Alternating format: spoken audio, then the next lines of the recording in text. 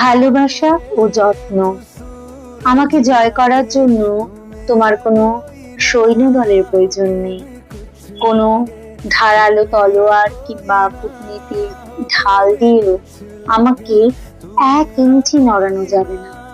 তুমি এসো না তোমার ক্রোধের হাতুড়ি দিয়ে আমার অহংকার ভাঙতে। আঘাতে আঘাতে আমি আরো দুর্ভেদ্য পাথর হয়ে উঠব, যা তোমার অস্ত্রকেই ক্ষয় করবে। যদি আমাকে জয় করে হারাতেই চাও, তার জন্য তোমার কোনো রণকৌশল প্রয়োজন নেই। তুমি শুধু একটুখানি যত্ন আর মায়া নিয়ে আমার পাশে এসে বসো। জানো তো, অস্ত্রের আঘাতে আমি যেমন ইস্পাত হয়ে যাই, ঠিক তেমনি ভালোবাসা আর যত্ন পেলে আমি হই মাটির পুতুল।